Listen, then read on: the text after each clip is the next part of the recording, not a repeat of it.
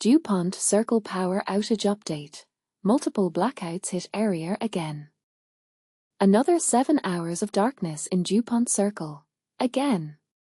Popeville reports, "We lost power for another 7 hours on Saturday and we just lost power again this morning." The Pepco outage map currently shows 23 active outages affecting 377 customers. A reader shared a link to the map at https://secure.pepco.com/Facebook/pages/outage-map.aspx. Pepco officials confirmed a power outage in the Northwest District of Columbia, near Dupont Circle, impacting approximately 1,729 residents. The cause remains under investigation, with no restoration timeline yet. Customers seeking help can call Pepco at 1-877-737-2662.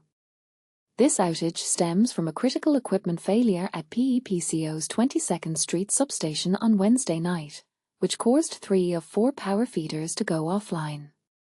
To prevent system overload, Pepco urged large consumers like Martyr to reduce usage. However, this measure proved insufficient, leading to proactive shutdowns of customers on Thursday to avoid a broader crisis.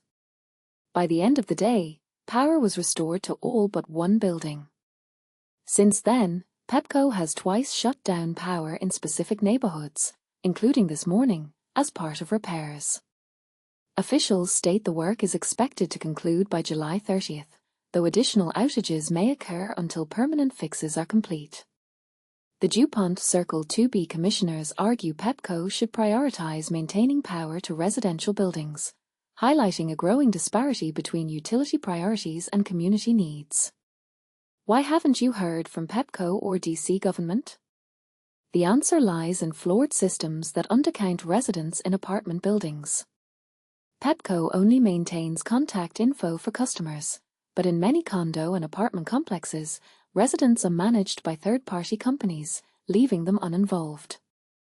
The DC government only triggers alerts via Alert DC when 2,500 customers lose power, but over 2,500 residents have already reported outages, calling for a more transparent system. Dear Popeville, one reader wrote, "We lost power for another 7 hours on Saturday and just did it again this morning. No updates from Pepco or our council member. Neither acknowledged the outage yesterday, and no one has provided answers about what's happening.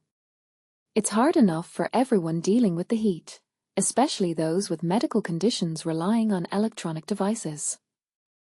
Another reader added, "The power in my building went out again last night." The community's frustration is palpable. While Pepco claims the outage is temporary, critics argue it's a symptom of systemic neglect. As one resident noted, "It's not just about power, it's about trust." When the government and utilities fail to communicate, the impact is felt everywhere. Transformer fire at Pepco substation. Power restoration update. When the lights go out unexpectedly, it's not just an inconvenience, it can feel like a small disaster. But here's where it gets controversial. Who is really responsible when infrastructure fails, and how quickly should we expect it to be fixed? On the night of July 16th into the early hours of July 17th, residents in parts of northwest Washington, D.C., experienced this firsthand when a transformer fire at a Pepco substation disrupted power for thousands. The ripple effects of this event have sparked questions about energy reliability, emergency response, and the delicate balance of urban electrical systems. Crews were called to action in the middle of the night after reports of a fire at the Pepco substation located at 2140 N Street Northwest. According to updates from Pepco on Thursday afternoon, approximately 1,600 customers had their electricity restored, though fewer than 200 households were still grappling with the outage. The quick response of the DC Fire and EMS department ensured that the blaze inside the substation was extinguished without any injuries reported. This might sound routine, but managing such situations requires precision and coordination to avoid larger-scale disasters. The trouble began earlier in the evening, around 7:40 p.m. on Tuesday, when a feeder cable tripped near the intersection of 11th Street Northwest and Clifton Street Northwest. Fortunately, no immediate power interruptions were reported at that time. However, things escalated just over an hour later when another feeder tripped at 8:15 p.m. at 11th Street Northwest and Monroe Street Northwest, triggering an electrical failure. Although no homes lost power during this phase, security cameras captured footage of flames flickering ominously at the site, a warning sign that something more serious could be brewing. Fast forward to nearly midnight on Wednesday, and yet another failure occurred, this time at the substation on 22nd Street, close to N Street. Flames erupted once again, prompting DC Fire and EMS to spring into action. By now, 3 feeders were down, placing immense strain on the entire system. Around 4:20 a.m. on Thursday, Pepco technicians observed that the load on the grid was increasing dangerously.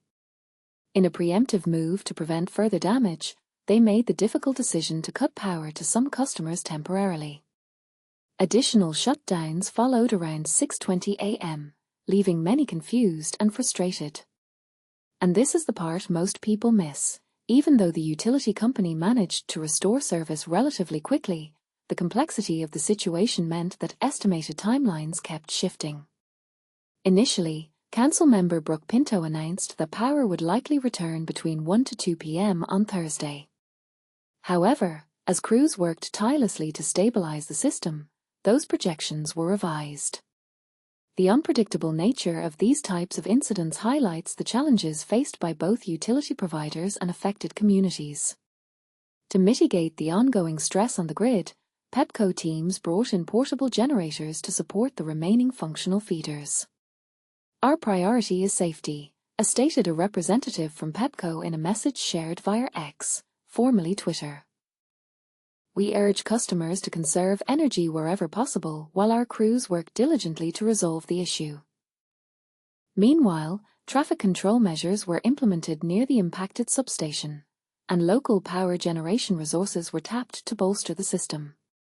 While Pepco expressed gratitude for the patience shown by residents, many are left wondering whether these kinds of disruptions will become more frequent as cities grow and demand for electricity rises. Should older infrastructure be upgraded sooner rather than later? Is there a better way to communicate real-time updates to the public? These are the kinds of questions that arise in moments like this, and they deserve thoughtful answers. For those eager to stay informed, you can check dcnewsnow.com for the latest updates or download their mobile app for iPhone or Android to get breaking news and weather alerts straight to your device. But let's open the floor to discussion. How do you think utilities should handle emergencies like this one? Do you believe enough is being done to modernize aging infrastructure? Share your thoughts in the comments below. We'd love to hear what you think. Watch. Massive flash causes power outage for 1,800 in DC. Washington, 7 News. An electrical issue in Northwest DC was caught on camera, sending a bright flash near a residence on Tuesday. A Nest camera video posted to Reddit and shared with 7 News showed a bright flash of light and sound near the intersection of Monroe and 11th Streets, Northwest at 8:15 p.m. See also 2 separate rescues at flooded Lake Manassas Dam Bridge after storms in Prince William Company. https wjlane.com News Local Flood Lake Manassas Dam Noakesville Bridge Glenkirk Prince William County Fire Rescue Busy Weather Storms Water Closed Injures Virginia Hash. A Pepco spokesperson said that approximately 1,800 customers in the Dupont Circle and West End areas were without power due to a chain reaction of issues that resulted in a fire at a substation. This is the timeline of events Pepco shared with us. Asterisk at 7:38 p.m. Tuesday, a feeder cable tripped at 11th Street Northwest and Clifton Street Northwest. No customers were impacted. Asterisk a second feeder tripped at 8:15 p.m. at 11th Street Northwest and Monroe Street Northwest, which caused an electrical failure. Despite this failure, no customers were impacted. Footage obtained by 7 News captured footage of a fire at this site. Asterisk at 11:45 p.m., an electrical failure resulting in a fire occurred at the 22nd Street substation. DC Fire responded and extinguished the fire. Asterisk with 3 feeders down, this creates a configuration that can lead to a larger, more impactful outage. Asterisk at 4:21 a.m. Pepco crews noticed the load increasing on the system and to prevent a larger outage, proactively turned off customers to prevent an overload on transformers. Asterisk a second customer drop was needed at 6:21 a.m. to prevent overload. Asterisk currently, approximately 1,800 customers are without power.